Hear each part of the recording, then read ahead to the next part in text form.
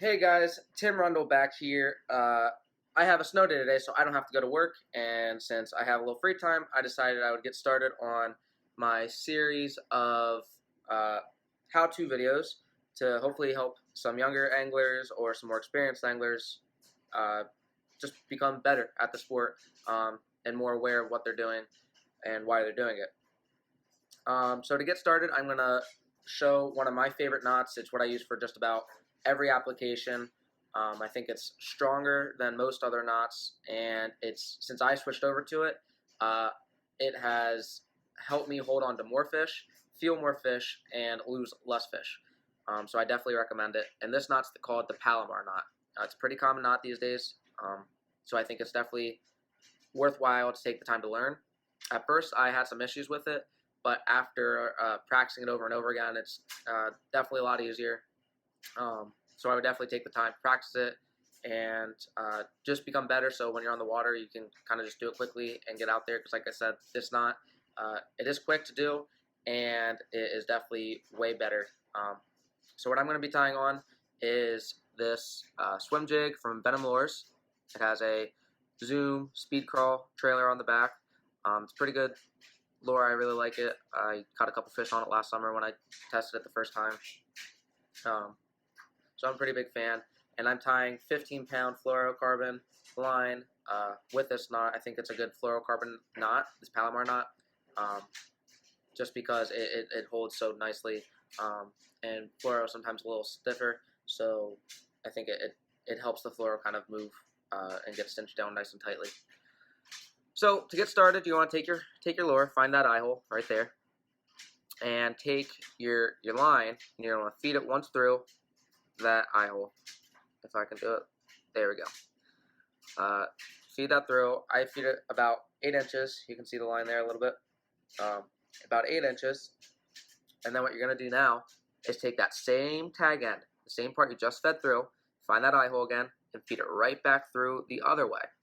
And that seems a little strange, like you're going to pull the line out, but it's okay. You're not going to, because you're going to hold on to this end, keep it there, and what you're going to find sometimes, like I just did, you need a little more line.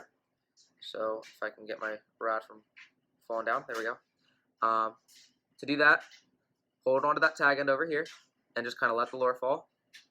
And when it falls, you end up creating more line on both sides. Now, this is important right here. On this side, you have this loop, and that's good. What you want to do with that loop is wrap it around both the tag line, the tag end of the line, and the line that's going into your reel. Wrap it around once, like this. Just wrap it around. And then you have this hole right above the lure. Feed that loop back through there. And pull it tight over here. Not too tight, just kind of drain it down about there. So you have that little circle there. That's perfect. Now, whenever you're tying lines, you're creating a lot of friction. And if you create too much friction, the line's going to overheat, it's going to wear down, and it's going to snap a lot easier. So to prevent that from happening, here's what you want to do, and always, I'm paranoid about it, and I will tell you, the wetter the better constantly. You're going to want to wet this line. That helps keep that friction level down, and hopefully your knot holds better because of it.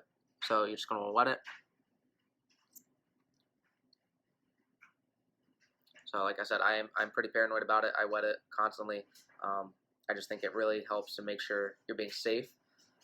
So now that you're there, it's wet, you have this loop over here, and you're going to want to take your lure and just kind of swing it through that loop. Swing it through there, kind of like a little pendulum. And the whole thing, sometimes when you're doing this knot with skirted lures, the skirt can kind of get in the way. You just kind of have to work with it. Feed the skirt through a little separately if you need to. And that looks pretty good right there. Now remember, wetter the better. So go ahead and wet that line again. I went the whole way through. Now take your tag end. You still have that tag end over on the other side, and you still have that loop. Stay there. Just going to want to cinch it down. Cinch it down nice and tight. Wetter the better. And just pull it tight. There you go. Perfect. So there's a Palomar knot right there at the top. It's, you kind of look at it, hold it up against the light, some type of different colored surface, so that you can make sure there's not too many spaces. So nice and cinched down. You just want to make sure that's nice, pretty tight on there. Then find your tag end again. Your tag end again. So here's mine. And here's my recommendation. I don't think everyone does it, but my recommendation is when you're going to cut your tag end, you have your snippers, leave about a half a centimeter of tag end at the end of that lure. So I'm going to go to right about here and snip that. So that way there's still a little bit of give. So I do that just in case. So say you're out there flipping around, and big old Walter comes up behind, snatches on, and tries pulling on that the other way. If there's a gap there and you don't have a tag end, nothing's going to catch. You're just going to lose it. But if you have a little bit of a tag in there and he just pulls back, my theory, and I'm not a scientist, so I don't know, my theory, though, is that that's going to cinch down and have something else to pull onto, so that you won't lose that knot, and your Palomar knot's still intact when you have the fish at the other end. So there you have it, a Palomar knot.